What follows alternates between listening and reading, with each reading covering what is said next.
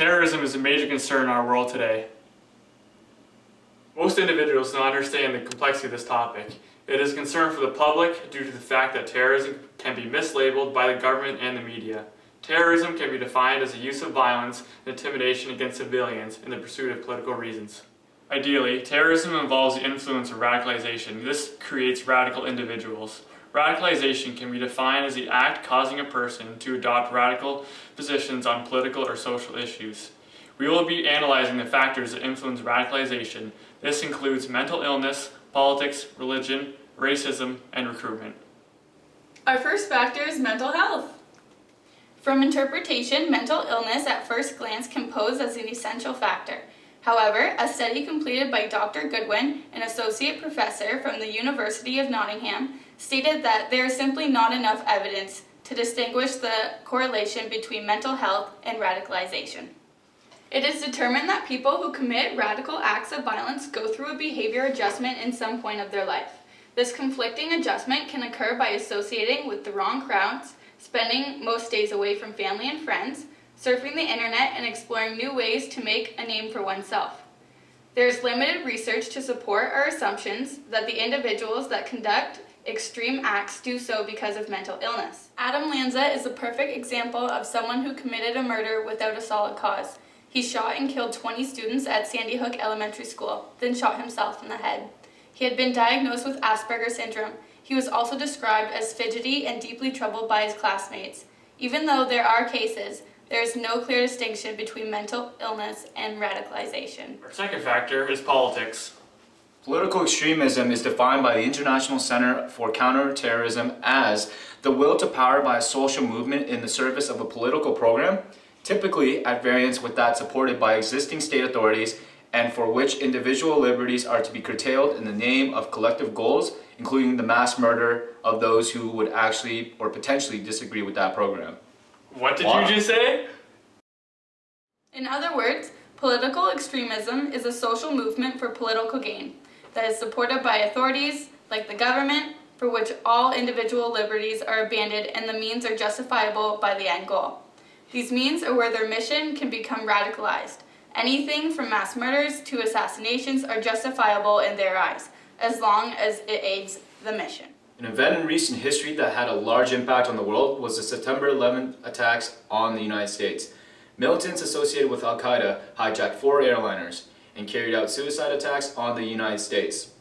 2 planes crashed into the World Trade Centers, 1 into the Pentagon and 1 into a field in Pennsylvania.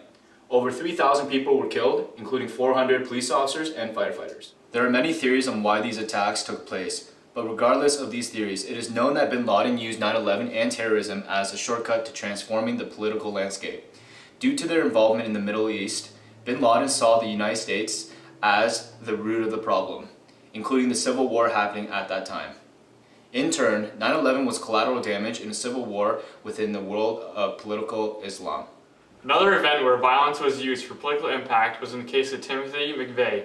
In 1995, McVeigh bombed the Alfred P. Murray U.S. government building in Oklahoma City, where 168 people died. He decided to bomb a government building because he believed that they were abusing their power and it was becoming hostile. In a letter written by Timothy McVeigh, he states that he used radicalization and violence as a means to counter the government's abuse of power and to punish the governments by attacking government representatives. The next factor is religion. Religious radicalization is the process of an individual or group that comes together to believe extreme religious ideals that go against freedom of choice. Radicalized religious individuals become aggressive with motivation and create goals to attack certain religions or religious places. The frontiers in physiology stated that religious radicalization stems from an individual's personality, like their social status and their home life. Certain personality traits and beliefs combined create the motivational process toward aggressive religious radicalization. Some personality traits that are associated with this are alienation, anxiety, and a weak identity. So they search for a meaning, or a belonging and respect. When these individuals come together to share their extreme beliefs, they feel more powerful and they feed off one another to create this motivation. Through our research, we have noticed that a lot of the religious blame falls on the Islamic religion. Here in Canada, we do not experience terrorism very often, but when we do, it is normally a lone wolf attack. Lone wolf extremists create their own frustrations, political, social, or religious problems. Our second last factor is racism. Racism is defined as a prejudiced discrimination against someone of a different race, based on their belief that their own race is superior. Racism contributes to the pursuit of terrorist attacks that can be an essential motivator for radicalization. Individuals or groups who have suffered from radical discrimination can turn into terrorist acts, becoming radicalized to fight for equality. An example of this is the African National Congress. The ANC was originally formed to protest rampant discrimination and to have legal reforms established in regards to racial equality. In the 1900s, South Africans had limited rights in the workplace. They were restricted from living in certain areas and suffered from many discriminatory policies. In 1943, some of the group members disbanded and criticized the ANC due to their passive approach to oppose racism. Due to ongoing acts of racism, this group decided to turn to violent acts by initiating terrorist attacks against government facilities, as they believed it would be their best option. However, in 1990, they were legalized and no longer engaged in terrorist activities. Alternatively, the loathing for other races and ethnicities can motivate an individual or group to become radicalized. The Ku Klux Klan is a white supremacist group that commits itself to extreme violence to achieve their goals of racial segregation. The KKK remains to be prevalent to this day and have a notorious history for hate crime violence.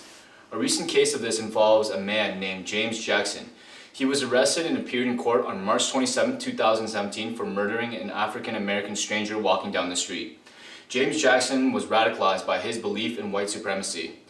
He was determined in the deterrence of interracial relationships and wanted to fatally stab the victim as a message for the media in New York. His conduct was considered as an act of terrorism. Our final factor is recruitment.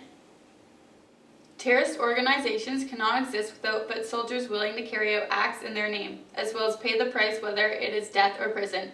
While some of the most radical individuals seek out the organization, often it is the other way around, and the organization will actively attempt to recruit members. While it may seem strange that someone would agree to join a terror group as if it were like joining the army, it occurs because their membership plays on different needs. It may fulfill a social need if the person feels they are an outcast to their own community. It gives them the chance to sacrifice themselves for something greater and be remembered forever. For some, this can be too tempting to pass up. For others, they do it for historical reasons, such as what they perceive as an occupation. These people often see themselves as freedom fighters rather than terrorists. Some join for political reasons, whether they disagree with the way their own government runs, or they perceive another country to be a threat against the existence and well-being of their homeland. For some, all it takes is a charismatic leader. Many cults fall under this, as people who lack a feeling of purpose or belonging develop a powerful connection to the figurehead. It can be on a small scale where there is interaction between the leader and the follower, or a large scale where many people are exposed to the leader's message at once. Some individuals will either seek out or be exposed to propaganda material from terrorist groups. These people may initially feel neutral towards the cause, but after researching it, they may feel more sympathetic. Through this process, anyone can become radicalized. Many avenues exist to be exposed to propaganda, from ISIS Twitter recruitment accounts to videos shown on the news. The most likely to be recruited to terrorism are young men who either feel inferior in some way or come from a politically unstable background. Saudi Arabia is known for being the biggest exporter of radicalized young men. These men become radicalized through their extreme beliefs in Wahhabist Islam.